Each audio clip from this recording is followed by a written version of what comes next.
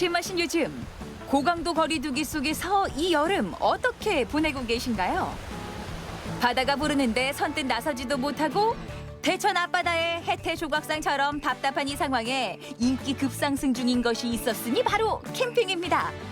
나만의 공간에서 즐기니 코로나 걱정 줄고 신선한 공기 속에 스트레스 절로 날릴 수 있는 캠핑의 찐 매력 속으로 들어가 봅니다.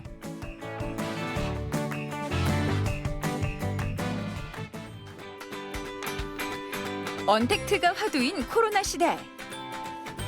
캠핑이 새로운 트렌드로 자리 잡고 있습니다. 한 카드사에서 조사한 결과를 보니까요. 지난 3월부터 5월까지 캠핑장을 이용한 소비자가 지난해에 비해서 무려 209%나 증가한 걸로 나타났습니다. 텐트에 타프에 준비하다 보면 이것저것 욕심나는 건 인지상정. 조금 더 저렴하게 대여할 수 있는 방법은 없을까 고민이신 분들을 위해서 탐방동의 한 캠핑용품 대여점을 찾아가 봤는데요.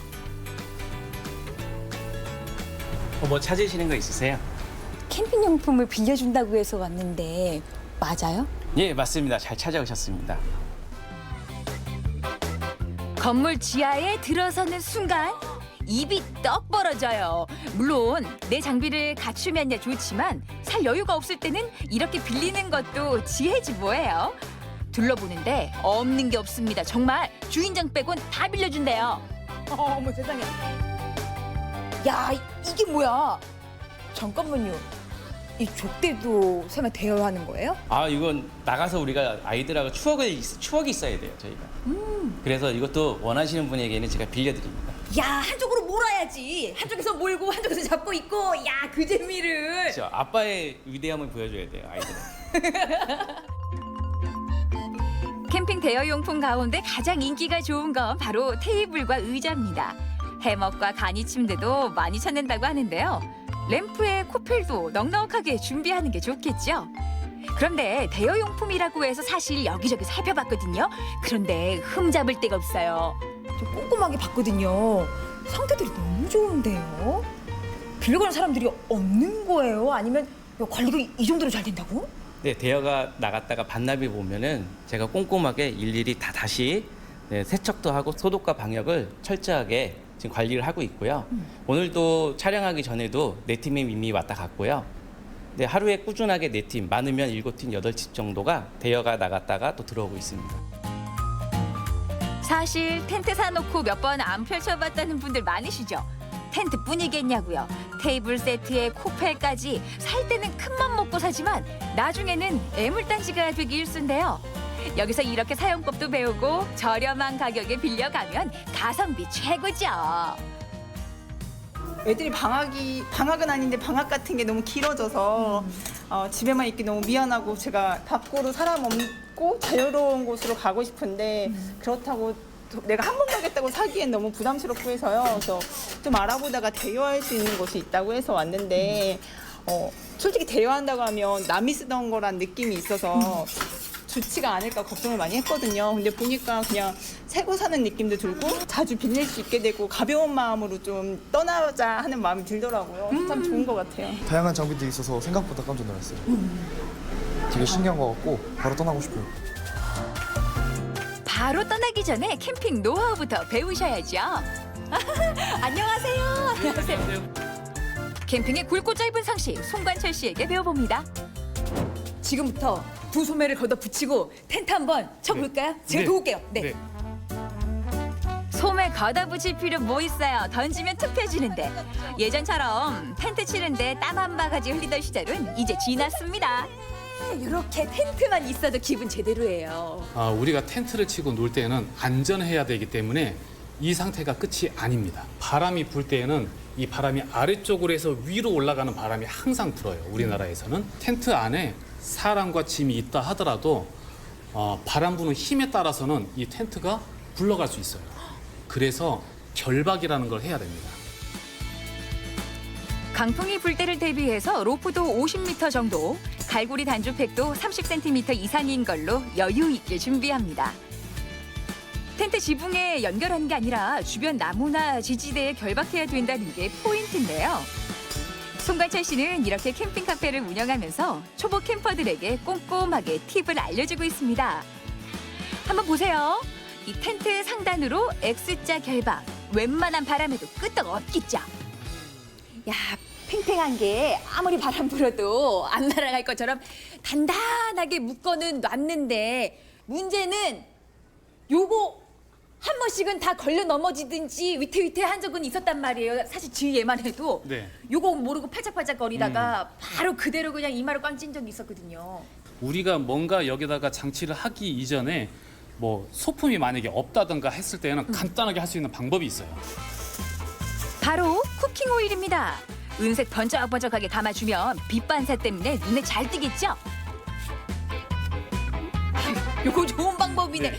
그런데 나 직화가 좋아. 은박지 필요 없어. 네. 요것마저 없어. 그럼 어떻게 할까요? 우리 캠핑의 일대 요소 중에 하나가 라면. 정말 맛있잖아요. 라면 봉지를 풀러서 뒤집으면 은박이 있습니다. 어머 세상에. 예, 은박을 라면 빠뜨리고 묶어놓으셔도- 캠핑 갈 수 없잖아. 그렇죠. 네. 예, 그래서 라면을 뒤집어서 묶어 놓으셔도 햇빛의 효과가 되게 좋아요. 캠핑을 하고 싶지만 벌레와의 전쟁 때문에 고개를 절레절레 하는 분들 많으시죠? 거기에 뱀까지 마중을 나온다면 아우 생각만 해도 아찔하네요. 뱀이 나타났다 하면 백반, 연관 검색어처럼 다들 떠올리시거든요. 백반은 바람에 날리고요. 비가 오면 젖어서 없어져요.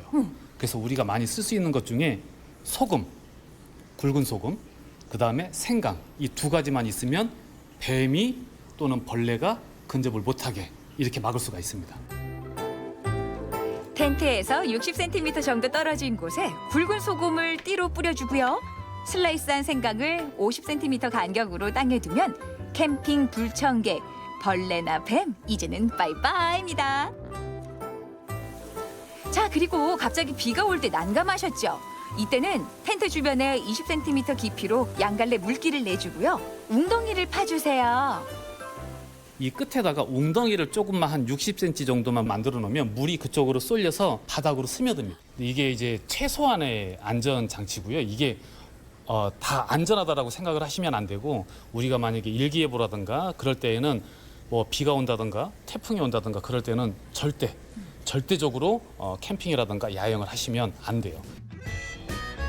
자, 캠핑 상식도 풍부하게 쌓았겠다. 다음으로 찾은 곳은 캠핑의 색다른 맛을 만날 수 있는 곳인데요. 안녕하세요.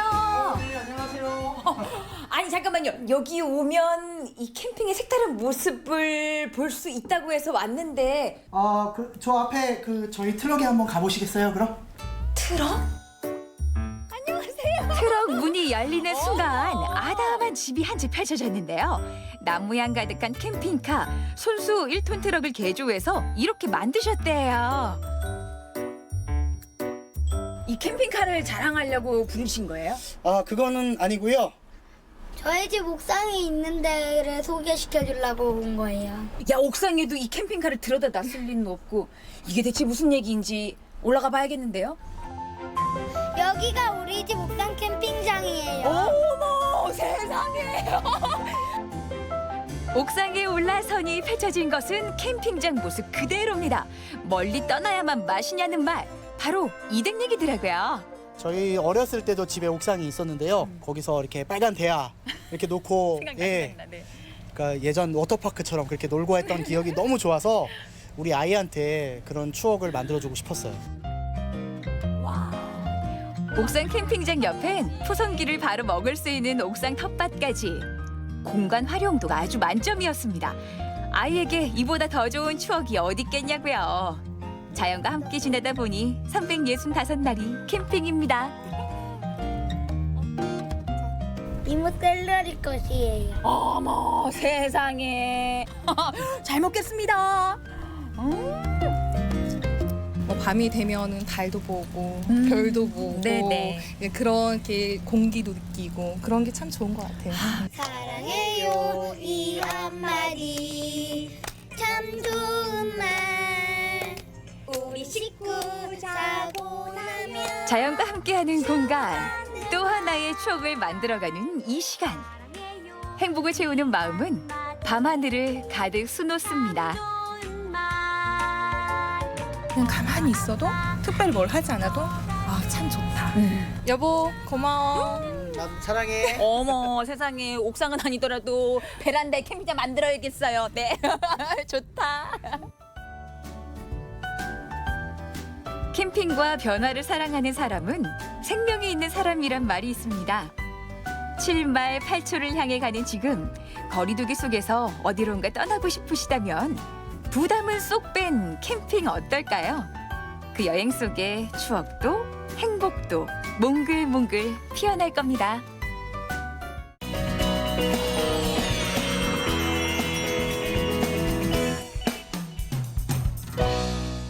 제가 오늘 만나볼 주인공은요. 잠시만요. 글쎄요, 확실히 감은 안 잡히지만 어떤 분인지 궁금합니다. 일단 이쪽에 계시다고 하니까 만나러 가볼게요. 가시죠. 안녕하세요. 안녕하세요. 안녕하세요. 아니 제가 어떤 분을 만나게 될까 진짜 궁금했거든요. 이분이셨습니다. 헤어 디자이너셨네요. 예, 보시다시피 예, 미용사 헤어 디자이너입니다.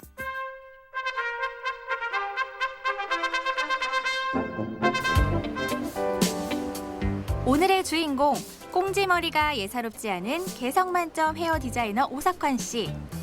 오랫동안 한 길을 걸어온 장인의 포스가 느껴지는데요. 그가 궁금합니다. 아니 헤어 디자이너셔서 그런지 딱 느껴지는 그 분위기와 개성이 남다르신 것 같아요. 미용 일을 하신 지 꽤 오래되셨다고 들었는데 얼마나 되신 거예요? 그러고 보니까 제가 벌써 한 31년째 미용을 계속 줄곧 해오는 것 같아요. 뭐 그러고 보니까 저도 되게 오래 미용을 하고 있는 것 같아요. 뛰어난 눈썰미로 그의 재능을 알아본 단골 미용실 주인의 권유로 미용사의 길을 걷기 시작한 오석환 씨. 이후 실력을 인정받아 국내외 각종 행사에서 활약하기도 했는데요. 저도 뭐 기술을 배우고 뭐 체인점 실장부터 해서 이제 미용실을 작게 이제 시작을 하고 뭐 종업원도 4-5명까지 두고 또 이제 미용실 운영을 해오다가 어느 날 고 대기업에 이제 어느 분을 또 알게 돼서 또 그분의 그 어떤 도움으로 또 영국, 프랑스로 이제 미용 유학을 이제 가게 됐는데 그때 이제 미용이라는 게 이런 거구나. 미용사로 길을 가는 게 아니라 헤어 디자이너의 길을 가야 하는구나라고 깨달았죠. 유학파 헤어 디자이너 오석환 씨의 미용실에는 특별한 점이 있습니다. 손님의 머리를 할 때 거울을 블라인드로 가리는 건데요. 바로 머리를 하는 중간 과정을 가림으로써 손님의 기대감을 극대화하기 위해서라고 하죠. 어떤 분들은 금방 이해를 하더라고요. 처음에 이제 고객분들이 이제 미용실에 온다고 하는 거는 이제 어떤 좀 작은 변화라도 좀 주고 싶어서 찾아오시는 거 아니에요, 미용실에? 그런데 이 변화에 대한 두려움이 있는 고객분들은 거울을 보고 있으면 그 작업 과정을 보다가 혹시라도 뭔가 오버페이스가 걸릴 수도 있고 또 여러 가지 상황이 벌어질 수가 있는데 그냥 헤어 디자이너한테 머리를 맡기고 헤어 디자이너는 고객에 맞게 딱 디자인을 해주는 서로 이제 믿고 가는 그런 거죠. 신뢰를 바탕으로 거울도 보지 않고 머리를 맡긴 손님. 과연 그 결과는? 마지막에 딱 가려져 있던 블라인드가 싹 올라갔잖아요. 네. 딱 봤을 때 어떠셨어요? 내가 아닌 줄 알았어요. 아 정말요? 오, 확실히 극적인 변화가 느껴지신 것 같아요. 네, 좋았어요. 사실 오석환 씨는 미용뿐 아니라 걷기 전문가이기도 한데요. 5년 전부터 걷기의 매력에 푹 빠져 걷기를 전파하는 중이랍니다. 뭐 걷기를 요즘은 또 전도한다고 나름대로 이제 하고 있는데요. 미용을 쭉 이렇게 하다가 어떻게 한 5년 전에 걷기라는 걸 좀 알게 되었고 배우게 된 계기가 됐어요. 그래서 걷기를 배우고 나서 제 몸이 많이 달라졌어요. 심지어는 허리 통증도 이제 없어지고 무릎도 통증도 사라지고 먹고 있던 고지혈증 약도 털어내고 또 고혈압 수치가 그 당시에는 169, 172 이렇게 올랐는데 지금은 뭐 가끔 병원에 가서 갈 일이 있어서 가게 돼서 재보면은 126, 128 이렇게 나오고. 현재 대한걷기연맹의 걷기교육이사로 걷기 강의를 진행하고 있는 오석환 씨. 얼마 전에는 코로나19 극복에 힘을 보태고자 원주에서 서울까지 무려 150km를 걸어가기도 했답니다. 올바르게 걷기의 중요성을 누구보다 잘 알고 있는 오석환 씨는 걷기 교정에 도움이 되는 보관 조절기를 직접 개발하기도 했는데요. 네, 신발 벗고 한번 올라서보세요. 그 가운데. 제가 직접 저의 발 상태 점검을 해봤습니다. 올라서셨죠? 그러면 제자리 걸음 시작. 하나, 둘, 하나, 둘, 셋, 스톱. 50%가 정상이에요. 근데 여기 기계에서는 한 55%까지는 그래도 이제 정상으로 좀 봐주거든요. 그런데 지금 56% 몸이 뒤로 가 있고 56% 오른쪽으로 가 있죠. 55%, 53%. 그러면 내 몸이 나는 똑바로 서 있는다고 서 있어도 뒤로 이렇게 서 있다는 거고 오른쪽으로 서 있다는 거예요. 그래서 아마 걸을 때 오른발을 더 땅에 더 오래 지지하고 걸을 수가 있어요. 평소에 걷듯이 한번 왔다 갔다 한번 해보세요. 이번엔 실제 걷는 모습을 분석해 보는데요. 과연 저의 보행 상태는 어떨까요? 모델 걸음이 약간 붙어요. 그러니까 뒤꿈치와 발, 오른발과 왼발이 이렇게 붙으면서 이렇게 가요. 그런데 발목이 안쪽으로 내측으로 이동을 해요. 그리고 발이 안쪽으로 많이 들어와요, 지금. 저의 걸음을 분석해 본 뒤 문제점을 발견. 즉석에서 보조 깔창을 만드는 오석환 씨. 과연 깔창은 어떤 효과를 가져왔을까요? 자, 이렇게 해서 이제 깔창을 신고 이제 걸어보는 거예요, 이제.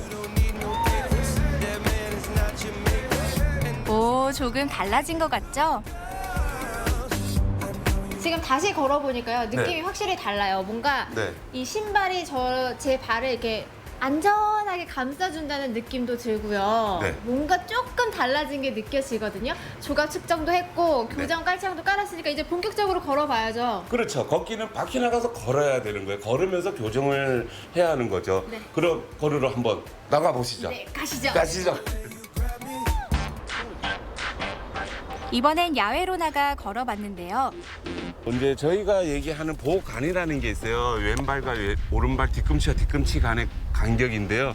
내가 주먹 하나 지나갈 정도로 이렇게 벌려서 걸어야 하는데 지금 리포터님 같은 경우는 모델 걸음으로 이렇게 걸으면서 오른발을 안짱으로 이렇게 걸어요. 이거를 오늘 빨리 교정을 해볼게요. 보관도 벌리고 안짱도 똑바로 걷게끔. 네. 올바른 걸음걸이를 알아볼까요? 시선은 전방 10도 위로, 턱은 집어넣고 가슴을 펴며 보관은 12cm에서 16cm 간격을 유지하는 게 좋습니다. 제가 자세 교정 신발을 신고 다시 걸어봤는데요. 잘못된 걸음걸이가 조금씩 개선되는 느낌이었습니다. 바른 자세를 하고 잘 걸으면 어떤 효과가 있을까요? 아무래도 이제 걷기 효능이 많죠. 거기서 가장 핵심이라고 이제 얘기를 한다면은 내 몸에 넘치는 부분은 빼주고 부족한 부분은 채워주는 게 걷기 운동이에요. 이게 답이에요. 헤어 디자이너의 길에서 이제 걷기 전도사의 길을 걷고 있는 오석환 씨.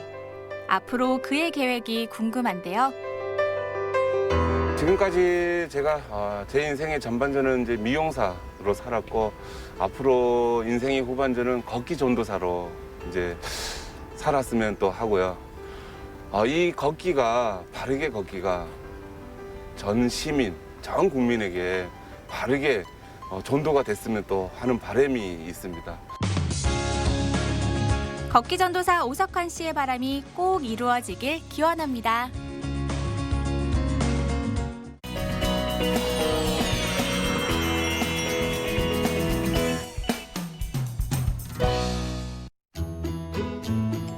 광주 북구 일곡동. 책이며 장난감이 가득한 이곳은 삼남매가 사는 집입니다.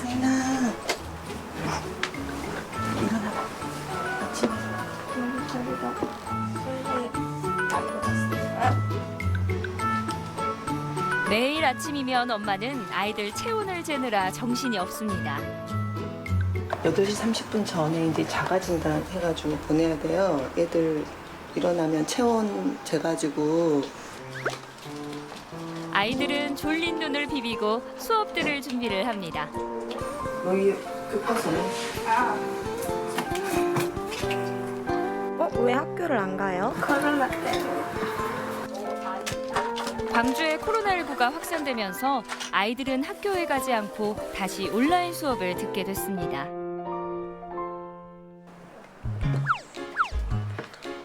엄마, 비밀번호 뭐였어?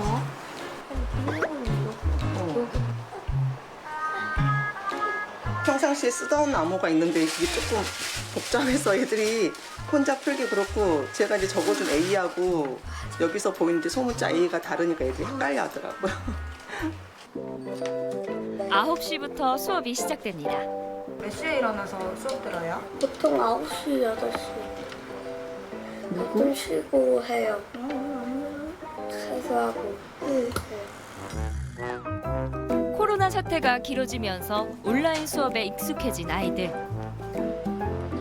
그 시각 엄마는 아침 식사를 챙기느라 분주합니다. 간단하게 식사를 하고 있어요. 이제 집에서 아이들을 이렇게 챙겨야 되는 부분들이 좀 많이 생겨가지고 이제 장을 보러 가기 힘들 때는 집에서 온라인으로 이제 주문을 하고요. 뭐 어디 일을 보러 다닐 때도 애들만 두고 다닐 수 없으니까 아예 그냥 밖에를 나가야지 못하고 이제 있거나. 근데 생활의 전반적인 패턴이 좀 많이 흐트러진 것 같다는 생각이 들어요. 엄마는 아침을 만드느라 바쁜데 아이들은 장난치느라 바쁘네요. 사실 집에서 공부한다는 게 힘들긴 하죠. 지금 뭐하니? 수업 집중해. 매일이 이렇게 전쟁입니다. 간단하지만 건강하게 차린 식사. 안 돼. 먹어야 해. 주는 2개만 먹어. 우리 아이들 먹을 걸 좀 챙겨 먹고 수업을 듣나 싶은데요. 나 쉬는 시간. 나도 쉬는 시간. 예, 쉬는 시간. 수업을 들은 지 30분도 채 안 됐는데 아이들은 벌써 쉬는 시간을 갖습니다. 진짜 쉬는 시간 끝. 나 다 했어. 아니 누나 아직 안 했어. 오늘 수업에 준비물이 있습니다. 주사위가 필요한가 봐요. 근데 집에 예전에 있던 주사위를 아는 동생을 줘버려가지고 주사위가 없어서 지금 급하게 만드느라. 집에서 공부를 하다 보니 엄마의 역할이 끝이 없습니다. 학교에 가지 못하고 집에만 있으니 아이들도 힘든 건 마찬가지. 하나은이랑 비밀기술 만들고 줄넘기도 하고 숨바꼭질도 하고 술래잡기도 해. 학교 가서 서연이랑 놀고 싶어요. 세윤이는 서연이랑 놀고 싶은 마음을 꾹 참고 선생님이 내주신 숙제까지 끝냈습니다. 안녕하세요. 네. 잘 찾았어. 이거 잘 찾고. 그러면 지금 할 거는 책 읽고 잘 쓰는 것까지 넣고 하자. 네. 그래. 네. 그냥 과제 제출 거 알려주고 지금 할 거 알려줘. 선생님과 한 약속도 잘 지키는 세윤입니다. 모두가 함께 협력하에 서로 조심하면서 빨리 이렇게 정상적으로 되어가지고 아이들도 학교 생활로 다시 돌아가고 어른들도 다시 일상으로 복귀할 수 있는 그런 생활이 좀 빨리 됐으면 좋겠네요. 장장장 찰레님, 저 승유예요. 코로나 끝나고 다시 만나요. 코로나19가 확산된 광주. 40년 경력의 택시기사 박강구 씨는 교통통신원으로 활동할 만큼 광주 이곳저곳을 활발히 누비고 있습니다. 오늘도 통신원으로 활약하기 위해 준비 완료. 반대방 해술고 입구에서 운암 사거리 쪽은 운암바 3단 입구를 지나면서부터 밀리고 있습니다. 40년 넘게 운전을 했지만 기사님은 요즘과 같이 힘든 시기가 없었다고 합니다. 일반 손님이 없을 때는 그냥 열심히 다니면서 이렇게 손님 찾고 이제 하지만 이 코로나 때문에 이 손님이 줄어든다는 것은 굉장히 심적으로 우리가 부담이 많이 가요. 우리가 가면서 참 이거 언제 끝날지 지금 예약이 없잖아요. 지금 뭐 약도 생기도 않고 언제 끝날지를 모르기 때문에 더 불안한 거죠. 우리는. 코로나19가 확산되면서 손님이 눈에 띄게 줄었습니다. 기사님은 이 위기를 이겨내고 손님이 안심하고 탈 수 있게끔 노력하고 있는데요. 뒤에 소독제 놔두고 또 앞에서는 제가 손님 타고 내리면은 뿌려주고 이렇게 해서 소독을 지금 하고 있습니다. 근데 간혹가다 손님들이 그 마스크를 쓰지 않고 타는 경우가 있어서 마스크 쓰라고 하면 마스크가 없다고 해서 차에 비치던 마스크를 지금 제공하고 그러고 있습니다. 여러 사람을 만나는 직업, 좁은 공간에서 손님과 가까운 상태로 일하는 환경입니다. 저 무섭죠. 아무래도 매번 참 그 경계의 심을 갖고 있지만 그렇다 해서 손님을 모시지 않을 수는 없는 것이고 매번 탈 때마다 이제 그 위생 그 소독제하고 마스크만큼은 꼭 챙기라고 말씀드립니다. 힘든 상황이지만 자신의 자리에서 묵묵히 견디고 있습니다. 있으나 없으나 오로지 좀 돌아다니는 편입니다. 열심히 하는 편입니다. 빨리 종식돼서 일상으로 다 돌아가게 되면 우리도 좀 낫지 않을까 하는 생각을 갖습니다. 오늘보다 더 나은 내일을 꿈꾸며 힘차게 달립니다. 광주의 한 재래시장을 찾았습니다. 정이 가득한 사랑방이네요. 이곳을 6년간 운영해온 사장님. 지금 코로나로 인하여 우리 시장이 굉장히 힘들어요. 이렇게 확진자가 나고부터 시장이 아주 한가하고 거의 매출의 절반 이상은 줄였죠. 예를 들어서 한 7팀, 8팀 오신다 그러면 2팀, 1팀 그렇게 와요. 걱정이 많은 날들이 이어지고 있습니다. 지금 내가 이 시간에 오후 장사 준비를 해야 되는데 전혀 그런 것이 없이 이 파 같은 거 뭐 이런 거를 따주고 어쩌다가 손님 한 팀씩이나 오면 그때 이제 준비하는 편이고 그냥 놀다가 시간 보내고 가는 편이죠. 요즘 같은 경우는. 속절없는 시간이 흐르고 오랜 기다림 끝에 반가운 손님이 왔습니다. 저 사시미 하시게? 사시미 또 잡수시게? 우리 여사님 보러 다니는데 아예 손맛은 안 좋아.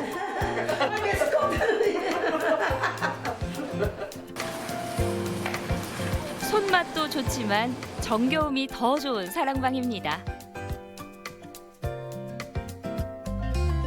저희 집을 찾아오셨는데 내가 문을 닫으면 또 행여나는 마음. 또 오늘은 누가 오실까?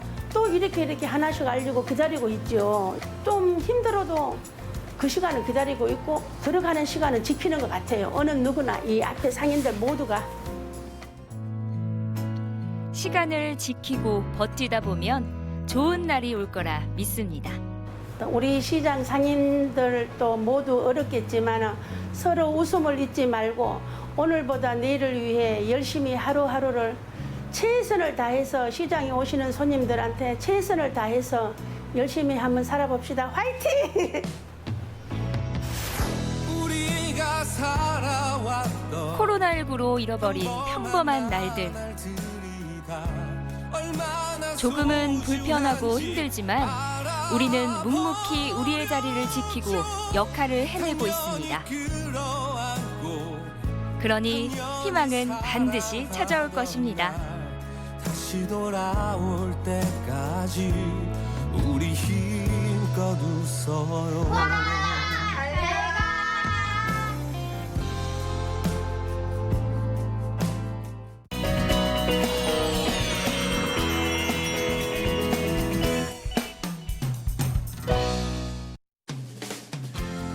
시원한 국수 한 그릇이 생각나는 계절. 우리쌀로 만든 국수는 어떠세요?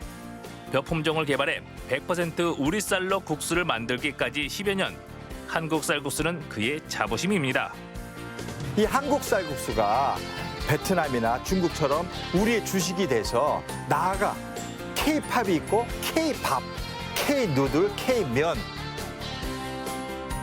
간편하면서도 다양한 레시피로 즐길 수 있는 쌀국수. 올여름을 맛있고 건강하게 해줄 텐데요. 한국 쌀국수에 푹 빠진 이 남자의 국수 사랑 이야기 만나봅니다.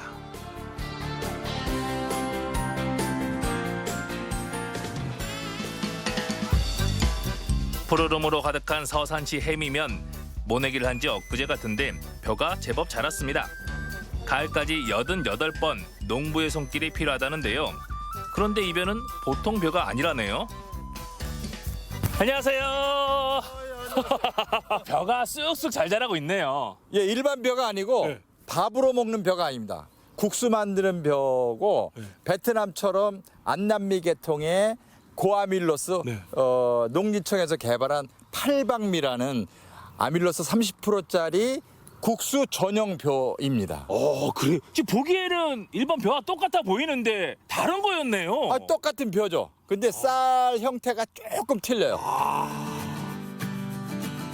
박성린 씨는 15년 전부터 쌀국수 전용 벼를 연구해 왔는데요. 국수용 쌀은 찰기가 적고 전분의 일종인 아밀로스 함량이 높아야 좋다고 합니다. 일반 쌀과 비교하면 쌀국수 전용 팔방미가 좀 더 갸름하고 윤기가 있으며 단단하다고 하네요. 보기에는 일반 벼와 똑같아 보이는데 조금 차이가 있는 거네요. 모양은 똑같죠. 모양은 똑같은데 밥을 하거나 하면은 이 쌀은 찰기가 없어요. 저희는 이제 차별화한 거죠. 베트남이나 중국이나 동남아시아처럼 인디카 품종이 우리 국내에도 필요하다. 그래서 벌써 12년 됐네요. 농진청이랑 한 5가지 품종까지 여기까지 왔습니다. 그래서 지금은 현재 태국산 30% 고아밀로스 인디카 품종과 동일한 팔방미 아밀로스가 30%짜리예요 이게요. 그래서 이걸로 지금 국수를 만들고 있죠. 쌀국수용 팔방미로 현재 10여 가지의 쌀국수를 생산 중인데요. 100% 우리 쌀인 만큼 안전하고 믿을 수 있어 학교 급식 재료로 공급된다고 합니다. 곱게 빻은 쌀가루를 반죽해서 국수를 뽑는데 밀가루 반죽과는 차이가 있더라고요.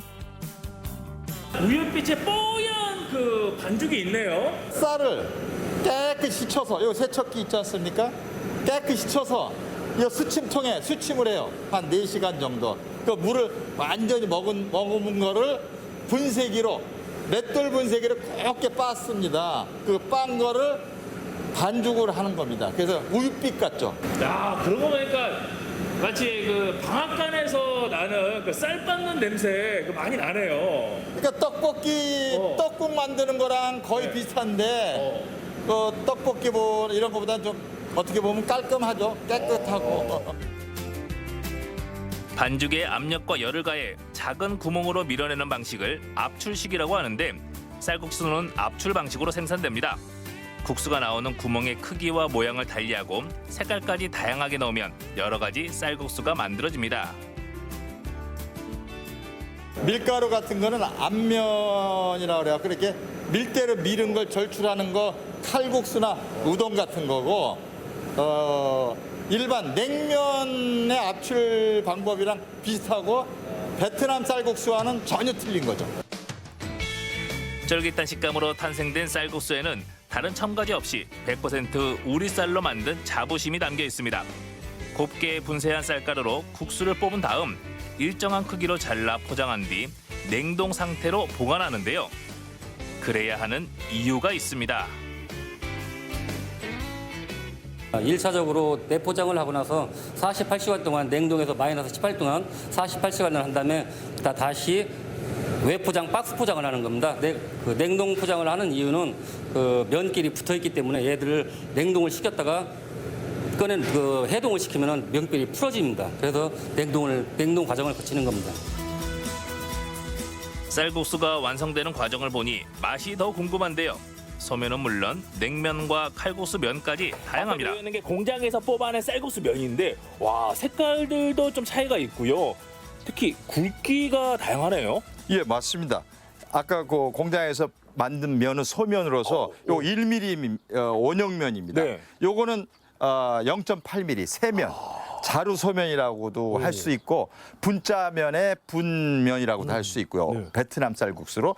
요거는 이제 베트남 쌀국수 형태의 포면입니다. 여기서 만든 것들은 대부분 95% 이상의 쌀로 만든 아밀로스가 많은 쌀입니다. 이게 다 우리 쌀로 만든 쌀국수인데요. 종류도 다양하고 면의 두께와 색깔도 조금씩 다릅니다. 그럼 이제 요리 시작해 볼까요? 예, 시작하죠. 저희 또 전문 요리사가 있습니다. 아, 그래요? 예, 우리 대표님 해주시는 게 아니고요. 아, 저는 뭐 이거 설명만 할 줄 알지. 아, 소기 전문. 아, 우리 아주 음식 솜씨가 최고는 우리 셰프가 있습니다. 그럼 앞에 있는 것도 다 바뀌어야겠네요. 요리. 아, 그렇죠. 그래요? 뭐 전화를 시키면 되겠죠. 저희가 전환으로. 예. 좋아요. 그러면 대표님 또 방송을 많이 해보셨으니까 예. 점프 한 번만 같이 한번 하죠. 자, 알겠습니다. 하나 둘 셋 하면 점프. 하나 둘 셋. 짠! 대표님 계시다가 갑자기 새롭게 나타나셨어요. 네, 반갑습니다. 네. 네. 누구신가요? 저는 여기 관리를 하고 있는 이사입니다. 아, 오늘 이사님께서 요리를 해주시는 거예요? 예. 이사님께서 요리를 해주시다 보니까 앞에 있던 게 모든 것들이 이사 가고 새롭게 다시 이사 왔어요. 요리 준비가 됐습니다. 이제 어떤 요리를 해주시는 거예요? 저희가 여러 가지 한 10여 가지 정도는 쌀국수로 조리가 가능한데 오늘은 더우니까 콩국수하고 비빔국수하고 잔치국수를 해 보이겠습니다. 무더위로 지친 입맛을 시원한 쌀국수 삼총사로 돋워볼까요? 우리 쌀로 만들어 건강에도 좋은데요. 취향 따라 식감 따라 원하는 쌀국수면을 골라서 삶아줍니다. 쌀면과 밀가루 면의 조리 방법에서도 차이가 나나요? 저희 거는 오래 삶으면 안 됩니다. 한 30초에서 1분 그 사이로 삶아서 바로 찬물에 헹궈야 됩니다. 훨씬 더 조리 시간이 간단하고 짧아졌네요. 아, 예. 오, 나 삶은 면이니까. 그렇죠. 오, 그럼 이제 요리를 한번 해볼까요? 아, 예. 가볍게 삶아낸 쌀국수는 쫄깃한 식감을 위해 차가운 물에서 헹궈줍니다. 저의 최애 여름 별미 열무 비빔국수인데요. 잘 익은 열무김치와 새콤달콤한 양념장을 넣고 쓱쓱 비벼줍니다. 탱글탱글한 면발에 스며든 빨간 양념이 저를 유혹하네요. 삼미삼색 여름을 대표하는 면 요리가 완성됐습니다. 이 비빔국수 그리고 잔치국수, 콩국수까지 그냥 보이는 비주얼은 우리가 늘 만나왔던 그 면 요리예요. 네, 맞습니다. 예. 하지만 차이가 있다는 거는 이 안에 들어가 있는 면이 쌀면이라는 거. 맞습니다. 대표님은 근데 어떻게 처음에 이 쌀면을 시작을 하신 거예요? 중국에 가면은 중국에도 밀가루와 쌀국수를 식당에 가면은 같이 내놔요. 밀가루 국수를 먹을래, 쌀국수를 먹을래가 같은 육수에다가 자기들 초이스하는데 우리나라만 한국에 쌀국수가 없고 밀가루 국수만 있는 것 같더라고요. 우리도 한국에 쌀국수가 좀 필요하지 않느냐. 밥으로만 먹을 게 아니라 우리도 주식으로 한번 만들어 봐야 되겠다. 열무 비빔국수와 잔치국수 그리고 콩국수까지 쌀국수 삼총사로 여름 더위를 지켰습니다. 저칼로리 음식이라 건강에도 좋고 다이어트에도 좋은 쌀국수 후루룩 잘 넘어가는데요. 흔히 먹는 음식이지만 쌀국수로 만드니 더 쫄깃하고 담백한 맛입니다.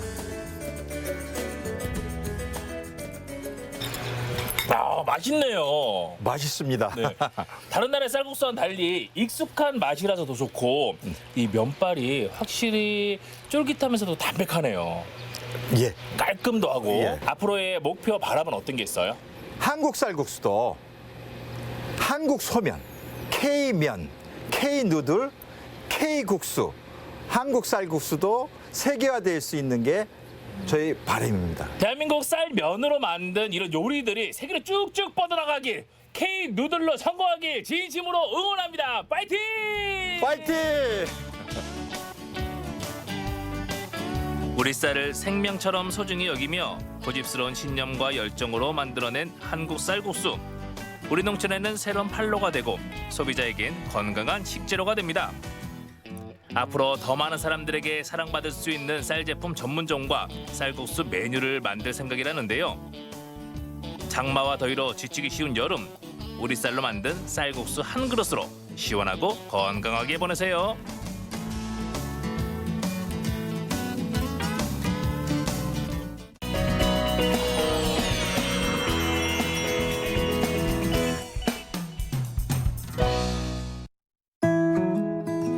깊어가는 여름, 정선군 덕산기 계곡 오지의 숲으로 향합니다.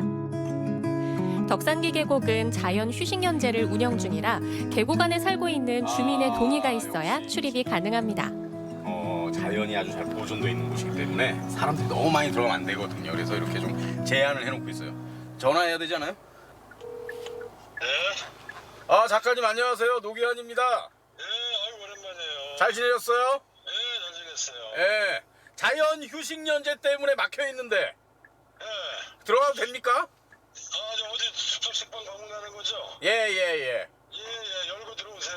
아, 예. 드디어 숲길 너머의 세상으로 가는 비밀의 빗장이 열렸습니다. 정선 고양산에서 발원한 물줄기가 동대천을 흘러들면서 몸집을 불리는 덕산기 계곡. 한때는 물놀이를 오는 사람들이 많았지만 자연 훼손이 심각해지면서 지금은 제한적으로 트레킹만 가능합니다. 인적 드문 이곳에 그간 들어와 사는 사람도 늘었고 오늘은 외부인들까지 오는 예술 장터가 열렸다고 하는데요. 함께 가볼까요?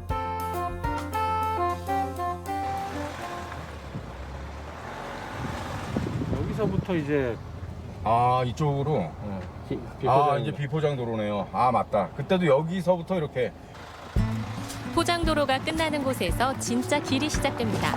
덜컹거리는 거친 길을 한참 가야 합니다.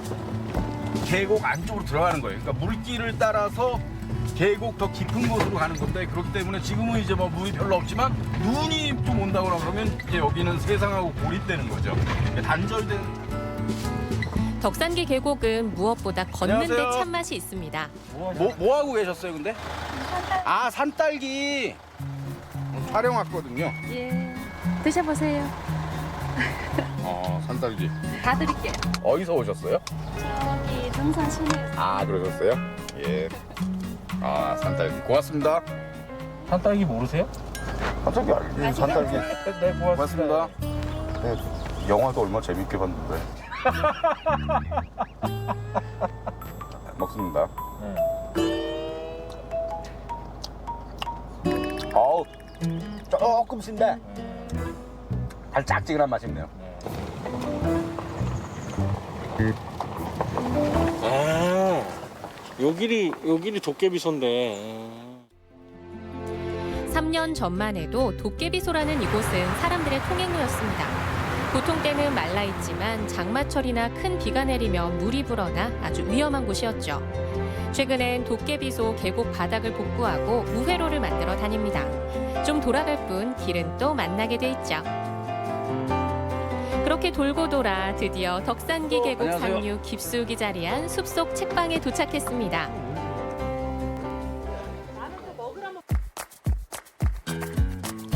고향으로 이주한 소설가 강기희 씨가 만든 숲속 책방을 이전 방송에서도 소개한 적이 있는데요. 3년 만에 다시 찾았습니다. 숲속 책방 나와 나타샤와 책 읽는 고양이. 예, 잘 지내셨어요? 네. 저기 수염에 흰색이 더 많이 드신 것 같은데요?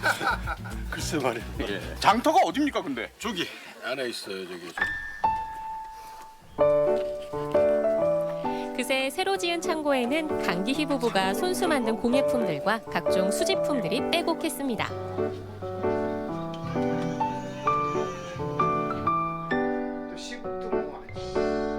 깨진 유리병도 파는 걸까요? 다 용도가 있답니다. 자세히 보니 벽면 한쪽이 모두 술병입니다. 그럼 직접 드시고 안 버리시고 갖고 계셨던 거예요? 아니면 뭐? 아니 여기 다 요 동네에서 제가 캐낸 것들인데 여기 아주 오래된 거 이렇게 불어가지고 만든 병. 아, 그래요? 여기 봐 이렇게 있죠. 진미에 그다음에 요거 3호. 네. 어디요? 서람 동점. 아 태백에? 네. 거기에서 있던 소주 3호 소주 회사인데 이게 71년도 무렵에 그 박정희 대통령이 1도 1소주 정책을 펴면서 우리나라 64개 소주 회사 중에서 거의 사라졌어요. 전라북도 1위에서 왔어요. 오성 소주. 와 역시 그 평생을 술과 함께 살아오셔서 그런지 뭐 이게 소주의 역사라든가 뭐 병 이런 거는 정말 박사님처럼 빠삭하게 아시네요. 그렇죠. 그리고 이건 좀 보관. 숨겨놓으셨네요? 아니 보관. 너무 귀해서. 생긴 건 비슷한데요? 자 이게 읽어보세요. 다이아 맥주. 다이아 맥주 알아요? 몰라 처음 들어봤어요. 여기 다이아몬드도 딱 표시돼 있죠. 예. 이 다이아 맥주는 다이아 소주도 있었어요. 부산에서 만들었던 건데 우리나라 민족 자본으로 만들었는데 하도 맛이 없어가지고 망했어요. 이게 1959년도 당시의 신문 기사를 보면은 오비 맥주로 속여 팔다 걸리고 이 맥주를 그랬던 기사가 꽤 많아요. 이러니 소설가겠죠. 새로 발표된 책도 사고 사인도 받았습니다. 소주병은 다른 분들이 사가길 희망할게요. 아무도 안 살 것 같던 동네에 하나 둘 이웃들이 생겨났습니다. 이번 예술장터는 제주 많은 이웃 주민들이 1년여 동안 함께 준비했다는데요. 각자 집에 마련된 공간에 공예품을 펼쳐놓고 파는 장터입니다. 주인이신 것 같은데. 안녕하세요. 형제지간인 전재범, 김영준 씨는 이 멋진 집을 둘이 손수지었습니다. 뭔가요? 아 이거 고로쇠물입니다. 이게 냉장고에 얼려 놓으신 건가요? 네네.